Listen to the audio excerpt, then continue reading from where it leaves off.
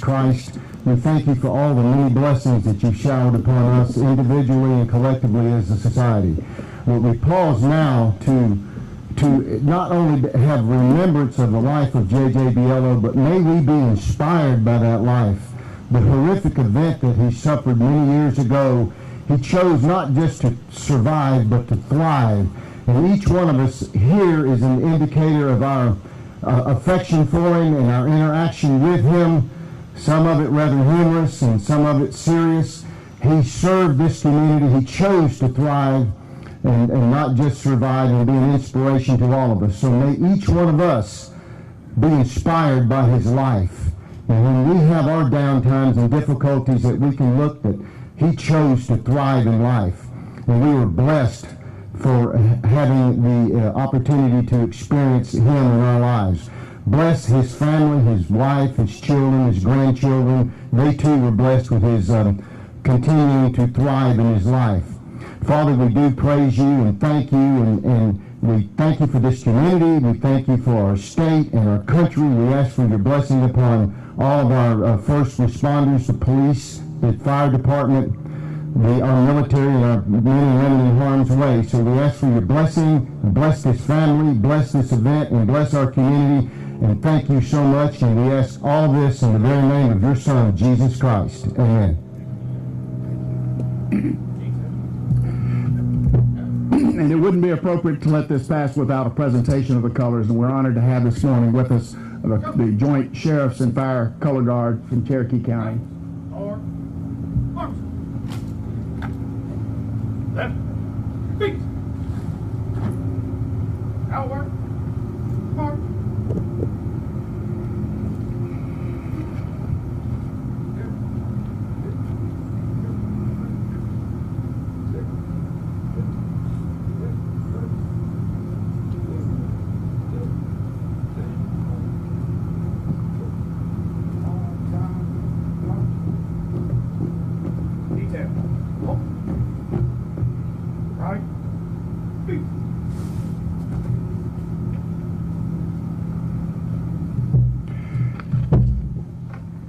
Former Chairman, my predecessor, Buzz Aarons, is here with us this morning. I'm going to call on him to lead us in the pledge, if you would, please, Buzz.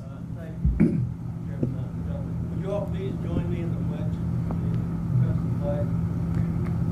I pledge allegiance to the flag of the United States of America and to the republic for which it stands, one nation, under God, indivisible, with liberty and justice for all.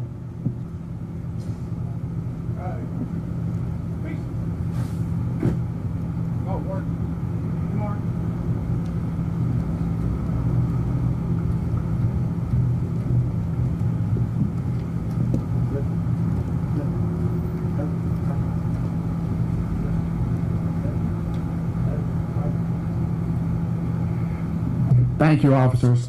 There are so many people here, I cannot possibly recognize all the ones that I should single out for recognition. I did see Mike Bird, former chairman, served with JJ for 2 years, I think. Good to see you here this morning, sir. Of course, Sheriff Frank Reynolds is here. We have former Sheriff Roger Garrison, who's going to say a few words. He was a good longtime friend of JJ's. Steve Stansel, former state rep and longtime senior state official. I saw you here, and many others that I'm missing. I know. I apologize, but thank you all so much for coming. This is really, more than anything else, this is an opportunity for those of us who knew JJ just to say a few words about him. But we thought we'd start with some family members who would like to just say a few words from their heart, may or may not have things prepared. And then think about it, if we have several people who have asked to speak.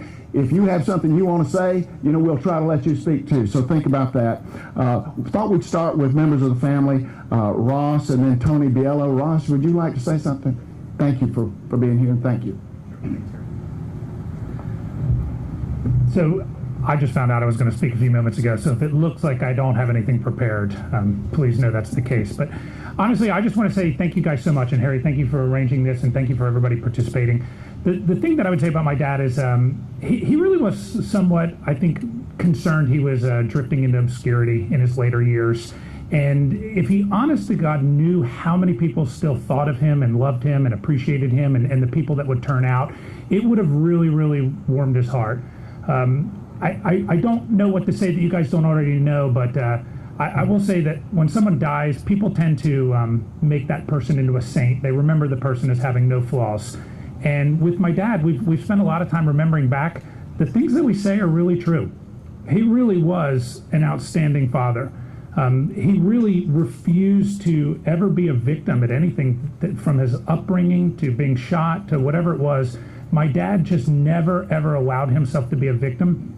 And it really allowed us to grow up somewhat normal, as normal people. We were never traumatized with the injury. We always, look forward to the things he achieved.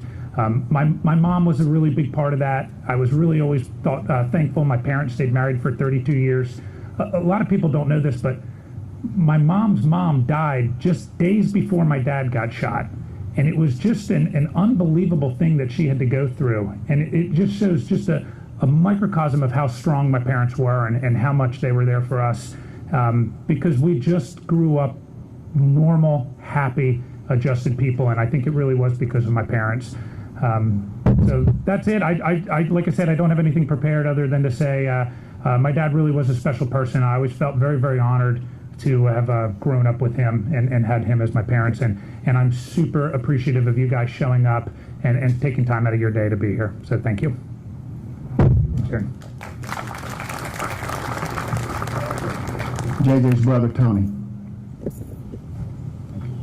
Thank you, Harry.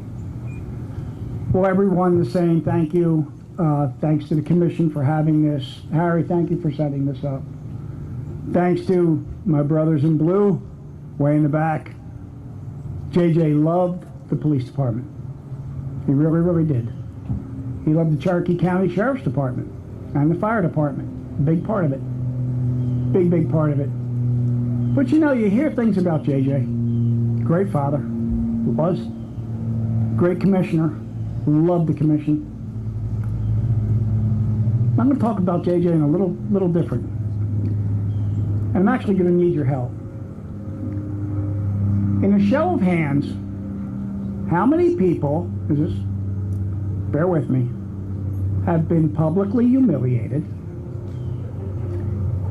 booby-trapped, demoralized in front of your friends, tricked, and the list can go on. Just a show of hands.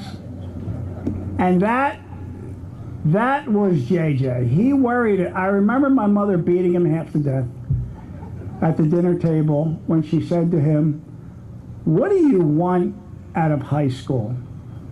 And he wanted to win the class clown award. And she beat him under the table for that. Reminds me of, when your brother passes away, you think of the weirdest things. And he called me one day when I was in homicide. And homicide's a very, very, it's a horrible place to work, but you're very dedicated to it, and it's very, very busy. So JJ called me and said, "I'm going to the Lovett School." And I had 5 things going on at the same time. And I said, "Oh, okay." I said, "What time are you going to be up there? I'll try to head up that way." And he gave me a time, and of course I couldn't make it. Something happened. And I'm sitting in the homicide office. Lieutenant phone. Lieutenant Biello. "Did you tell your brother I gained a bunch of weight?" "Who is this?" "It's Barbara, Lovett School." "No." Then, of course, all the phone line. He went literally through the school, from office to office, and told every female in there, "Tony told me you gained a bunch of weight." And they literally blew the phone off the hook at homicide. For those of you that know JJ and love JJ, that was my brother. And all of you that have been victimized know how extremely funny of an individual he was.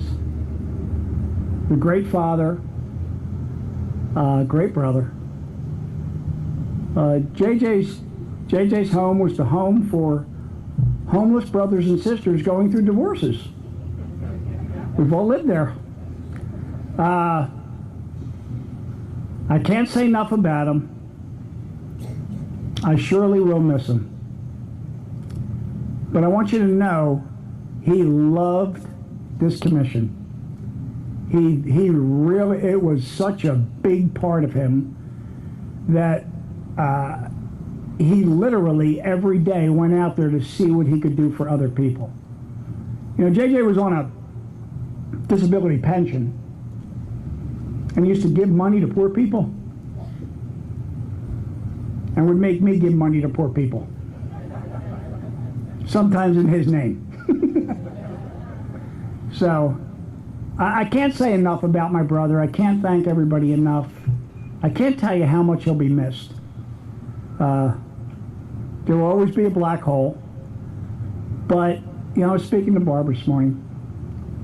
What did I think of when I got the news?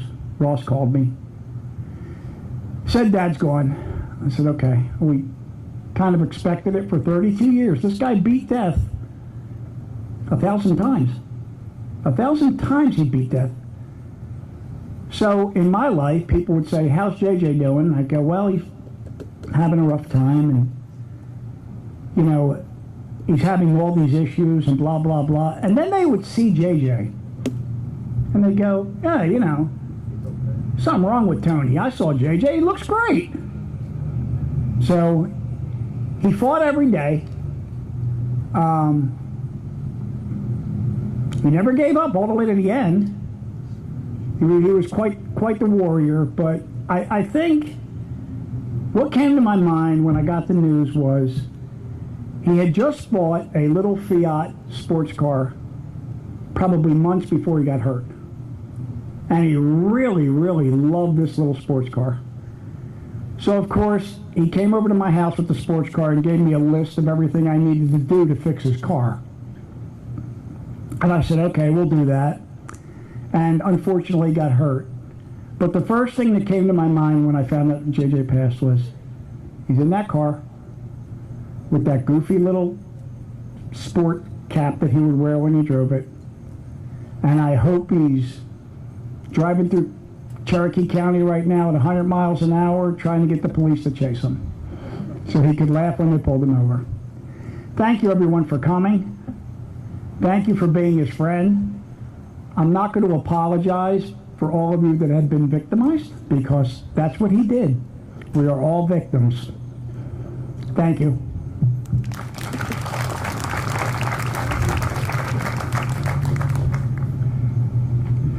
Randy Gravely, radio station, magazine operator, and most politically connected man I know. New JJ has a few things to say about him. Thank you, Harry. It's so great to see everybody out here to honor JJ, and this monument right here says it all. Service above self, and that's JJ to a T. I've been honored to have been able to spend time with JJ over the last 25 plus years, whether it was talking to him about politics, which he loved, whether it was talking about issues facing this county that he also loved, or interviewing him at some of the most heated news stories. And he was always a great person to interview, because you always got great sound bites with JJ. But I'm lucky to also have spent time with him personally, going to the theater on the square in Marietta, where he liked to go take in plays. And we had a good time, and we formed a bond, and he was a good person. We've also heard JJ described as larger or bigger than life. And those of us who know him, that was true. He truly was larger than life.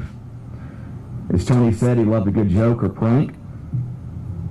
And I can still see that grin on his face once he told you a joke, sometimes, not always the best of jokes, or those pranks.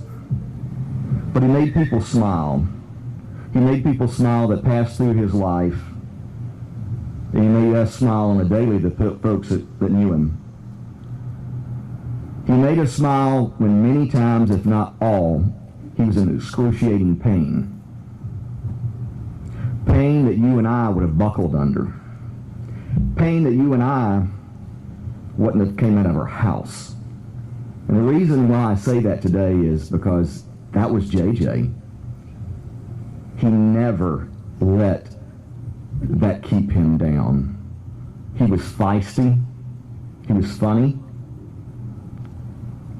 He was determined. He was stronger beyond words. He was also a man of his word. If he told you something, you could take it to the bank. You didn't need him to sign it. You didn't need him to tell you again. His word was good enough.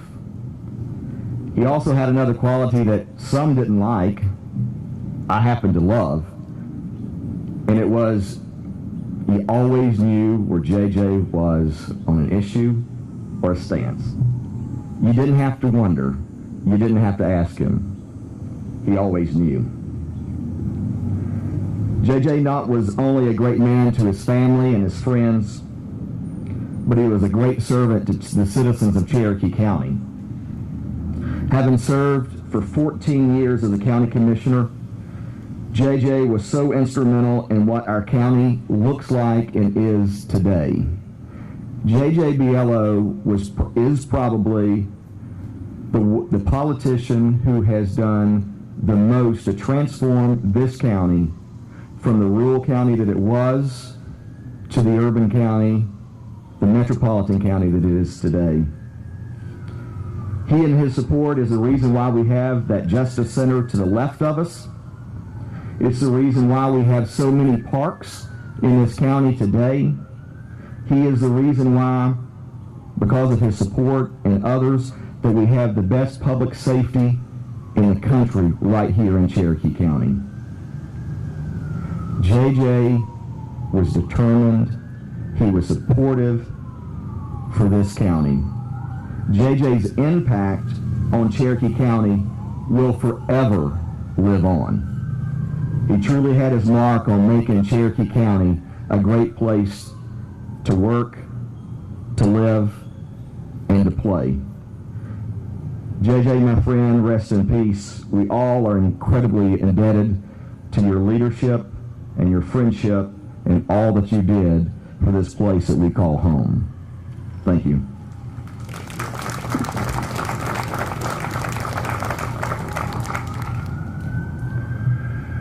Roger Garrison served 24 years as our county sheriff, and he was a great one. J.J. Biello had a little bit to do with that.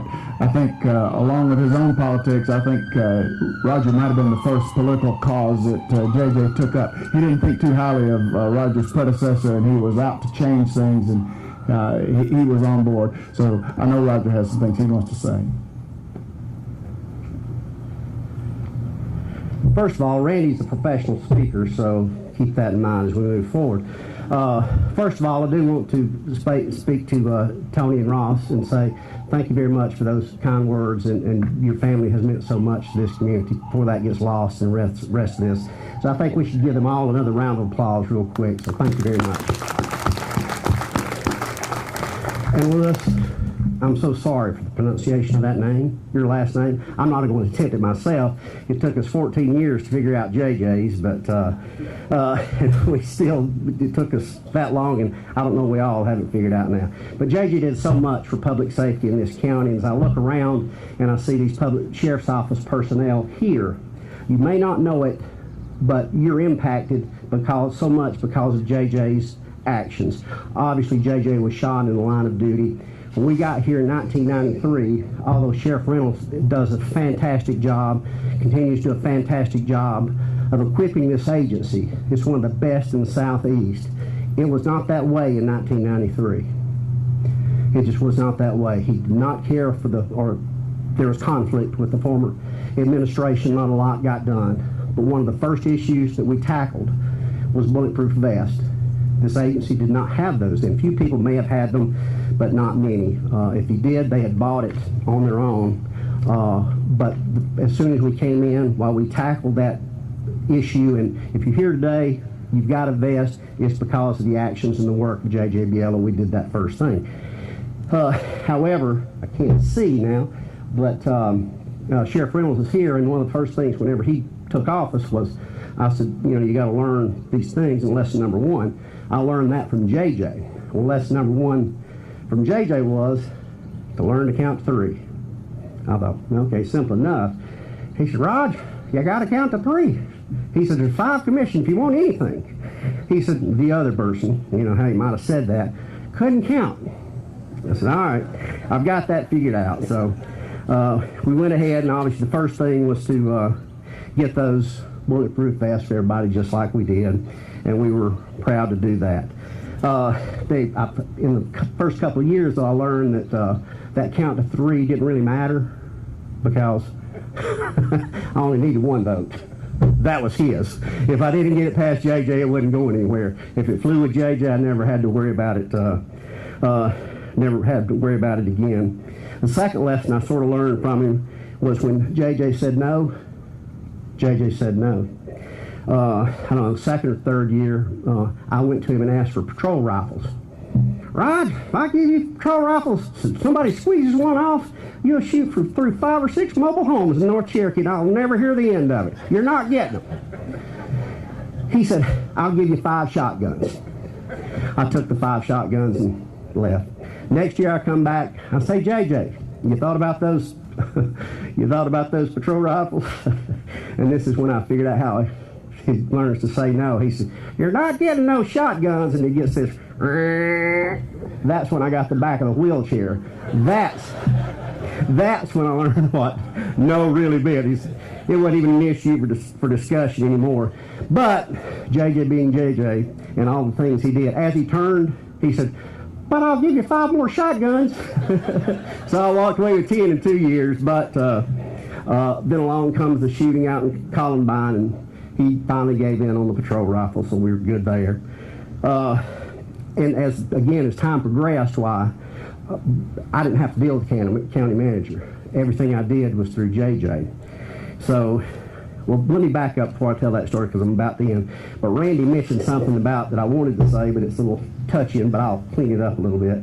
When Randy mentioned JJ's smile and smirk, when you got that from him, when this commission moved into this building, that was the epicenter or the time in history that the no growth issue was so hot.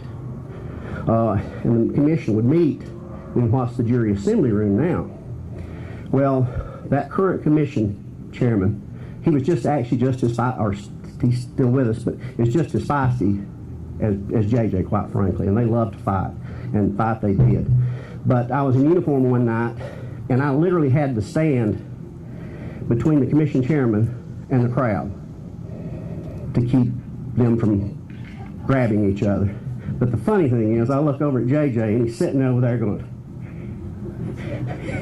he later told me, he said, Raj, I won't say the truth what he said. He said, why didn't you just let them go at it?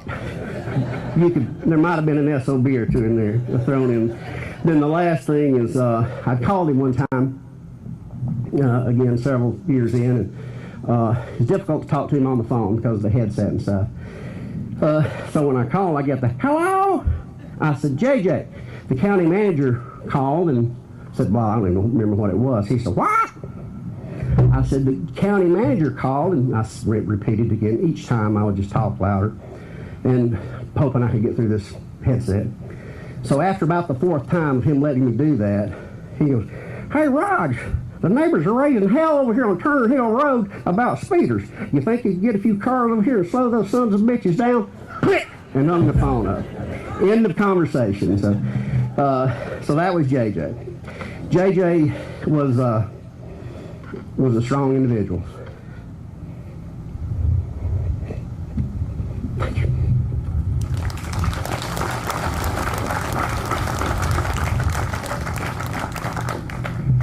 Thank you, Roger. I already introduced and mentioned that we're honored to have Lou Arcangeli here today. He and JJ kind of grew up together, I think, at APD, and Lou went on to be deputy chief of that department, and we're honored to have you here to say a few words about your old friend, JJ. Thank you. Yes, I've known JJ for 44 years, but we were friends for 42. And he was a legend in the Atlanta Police Department. He was our Officer of the Year in 1985, but that's insignificant. What was significant was when we heard that Biello had a case in municipal court, we would all run up there to watch him torture the defense attorneys. Sometimes there'd be a new defense attorney who didn't know his tricks, and it was just a pleasure. It was delightful. You know, he went on to teach at our police academy and do a lot of things, but then 1987 came, he got hurt.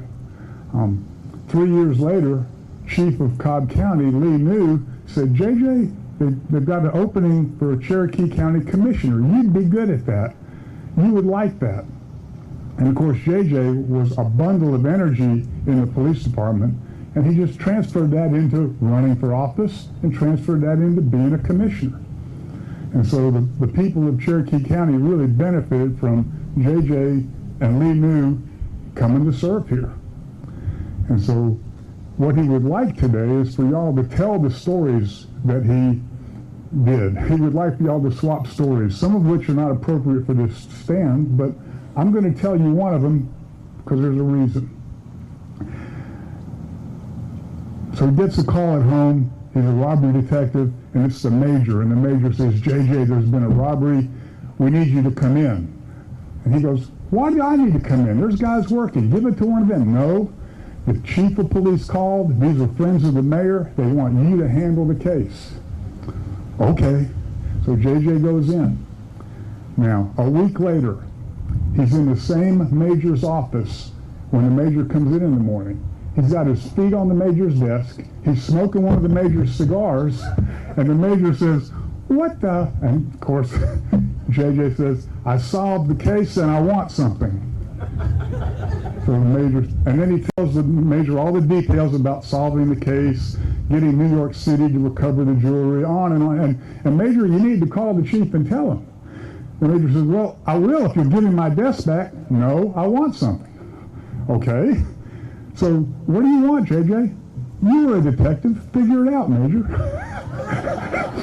So he's there smoking a cigar, smoking up the office. The major walks out of his own office and he goes to see Bill Pope, the lieutenant. He goes, what does that crazy Italian want? He said, maybe he just wants you to say thank you, that you did a good job. And the major says, I can do that. He goes back in his office. JJ, thank you. Good job. I appreciate what you did. JJ puts his feet down, stands up, and he says, can I still have a good day off? The major said, yes. He said, can I have a cigar? And the major said, get the hell out of here. Now, that's not the end. What happened next was JJ takes a victory lap around the police department. He's smoking that cigar. He's going to the courtroom. He's going to all the other detective offices. Yeah, the major gave me a cigar for solving the case. Now, the reason I told that is many of you have seen JJ take that same victory lap around those offices. He would get something done. He was one person who could make a wheelchair expressive. Who would know that a wheelchair had body language? But you could tell if he was happy. You could tell what he was doing. And that's the way he lived.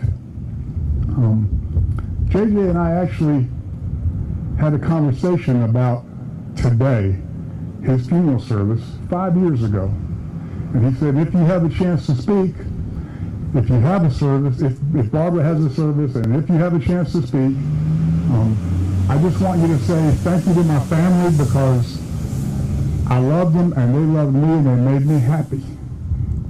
The second thing he said was, please thank everybody in Cherokee County who helped me. You know who you are. He also said, and if you didn't help me, you know who you are too. But JJ asked me to close with this statement, which was, and this is in quotes, don't be sad that I'm gone, smile that I was here.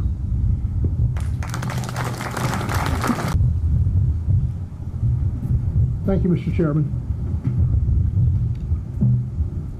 We're here today to remember a dear friend. And I know most of you people, and most of you people know me. And some of you know me well enough to know that I do not believe in coincidence. I do not believe that things happen by happenstance. And I do not believe that when I met J.J. Biello 30 years ago that it was a coincidence. Nor do I believe that on the day that I learned of his death in my daily devotional reading, I came across a very short poem that says so much about J.J. Biello. And although I usually do not quote poetry, I felt like for this occasion that this would be appropriate. So if you will allow me, I would like to share with you a very short verse by Henry Wadsworth Longfellow.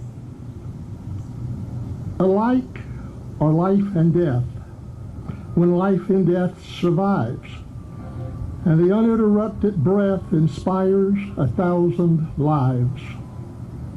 Where a star quenched on high, for ages would its light, still traveling down from the sky, shine on our mortal sight. So when a good man dies, for years beyond our ken, the light he leaves behind him lies upon the paths of men. And so it was with J.J. Biello. His life illuminated the paths that many of us have traveled, and he has been an inspiration to so many of us. And I realize that I may be a little more serious than most in terms of my comments, and if an apology is necessary, so be it. But there's a lot that we can learn from looking at the life of J.J. Biello. There's a lot that we can look at and we can idolize in terms of values and virtues. And what did that life show to us who traveled this path? Well, for me, it showed me what a hero looks like. It showed me what courage looks like. It showed me what duty looks like. It showed me what devotion and honor look like. But it also showed me something else. It showed me that for an individual to live a life of duty and honor, sometimes there will be a price tag associated with it. And sometimes that price tag is unbelievably high. And so it was that he spent the better part of his life in a wheelchair, because he had the courage to fulfill his duty. And even with that, we can learn something from what we saw. I knew him in that wheelchair for 30 years. And in those 30 years, never once did I see him engage in self-pity. Never once did I see him complain or hear him complain about his situation. And he realized, as we all do, that sometimes life deals us a bad hand. But the difference between people of character and people of no character is how you deal with it when you look at those cards. And he played those cards better than anybody I have ever seen. He played that hand to the fullest. And as I believe it was Randy said a moment ago, a lot of people would have simply buckled under the pressure of what he went through. He didn't. He looked for an opportunity to be of service, and he served this community very well. As Sheriff Garrison said, he was a great county commissioner, and he has certainly left his fingerprints on this county forevermore. But we learned something else from him too. We learned about love, because we've heard it said here today, he was a person who loved others. He loved his family dearly. And when you would talk to him about his family, you could see an instant change in his countenance. He loved to talk about what the kids were doing, what the grandkids were doing, how Barbara was. He loved you guys dearly, his brother and sister. I mean, his entire facial expression would change when you would start talking about family. But he also loved his friends, and his friends knew that. And he referred to us as buds. And by the way, that is a gender-neutral term, but in his life at least. But he did look out for his buds, and we all tried to look after him. And we all knew that even though we may not see each other as often as we would like, that we were always there. He was there, phone call away. If somebody needed something, we would call him, and likewise he would call us. So we learned a lot. We learned a lot. But the question is, where does the J.J. Biello story end? Well, it doesn't. It goes on, like a ripple in a pond. It goes on through the lives of his family and his friends and the people who loved and cared about him. And I guess the conversation comes full circle. Nothing happens by coincidence. And it was not a coincidence that we knew him. And I can say in all honesty that I believe that each and every one of us can truthfully say that our lives have been blessed by knowing him, and that we have been made better people by knowing him. And you know, they say that time heals all wounds, and I believe that it is true. And with time, the pain of his passing will lessen. But in our hearts and in our minds, we will never forget him. There will always be a place in our heart for J.J. Biello.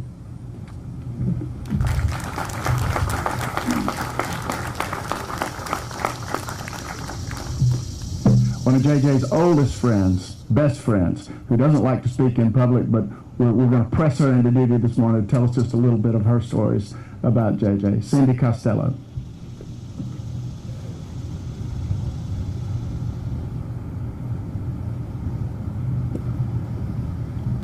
Well, as a lot of you know, JJ was one of my very dearest friends for many, many, many years.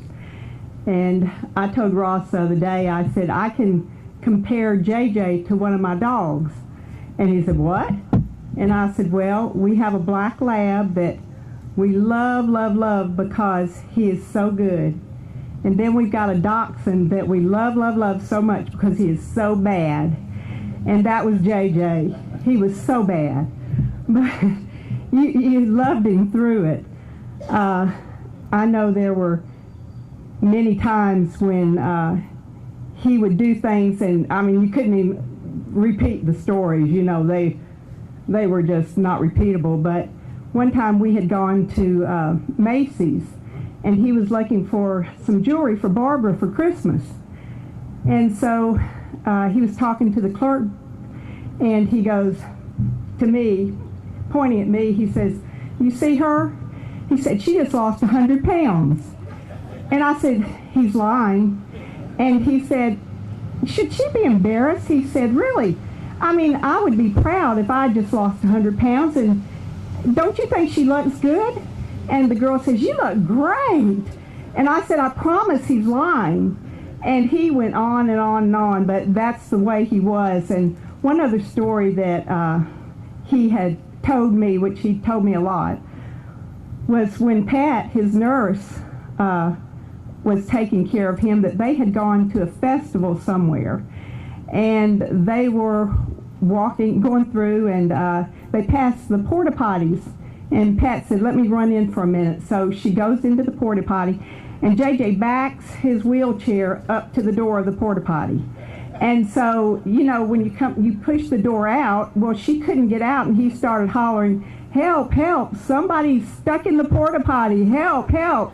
And so he said we waited till about 20 people had gathered, and he finally, you know, backed away, and she opens the door, and there are 20 people standing there looking at her. And that was just the way he was. He was a lot of fun, and I will truly miss him.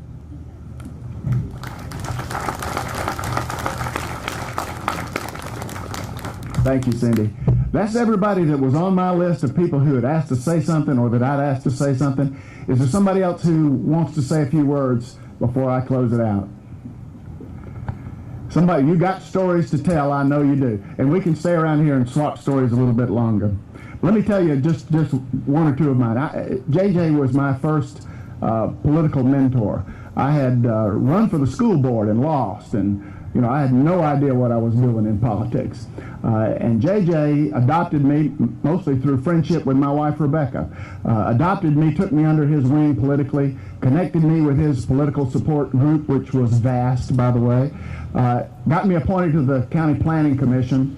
4 years later, I ran for county commissioner and won with his help and support.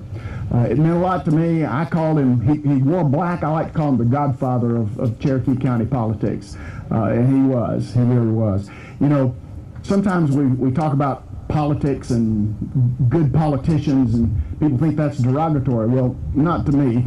I am one. You know, I see great political skill. I admire it greatly. So let me just tell you just one of the ways. Oh, I like to say something I came to say about JJ. His wheelchair only went about 5 miles per hour, but politically, he ran circles around me. He was a master at the art. Just a little thing. I'd served on the planning commission for 4 years with a wonderful lady named Jean Barnes, and I adored her, and JJ knew that. And JJ came to me one day and he said, "You know, Harry, I need to make a change on the planning commission." She was his appointee. I'm going to have to remove Jean Barnes, take her off, because a friend of mine, Jim Freeze, I need to put Jim Freeze on that board.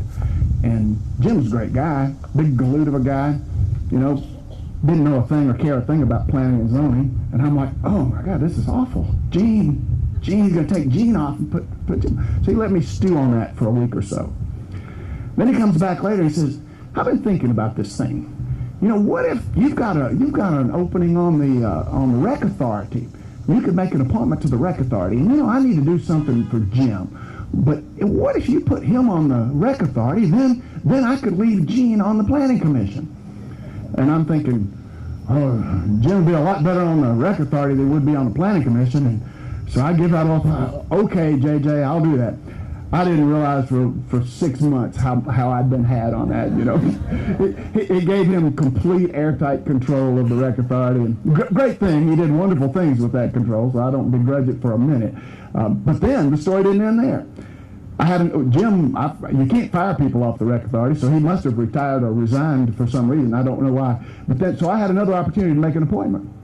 And so I thought, okay, I'm going to get somebody this time who's totally independent, the most independent person I know, somebody who will really stand up to JJ. I'm not gonna let him put one of his close friends on there. So I thought, who would that be?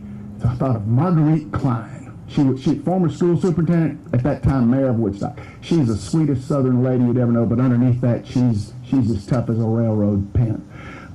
So I put Marguerite on that board. Next thing I know, JJ's talking to Marguerite. Says, Marguerite, you know, I've been thinking maybe we ought to have a park in Waleska. What would you think about that?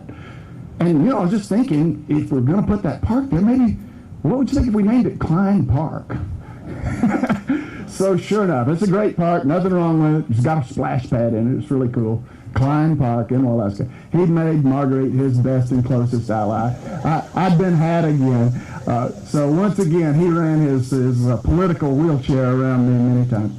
But JJ was he did so many things for this county. He was really a pioneer for the responsible growth movement. When it was not cool at all to be in that area, he started it really. He and some friends and political allies of his started that movement and has really helped keep Cherokee County from just growing completely out of control. We're growing fast. We're going to keep growing fast. We all know that.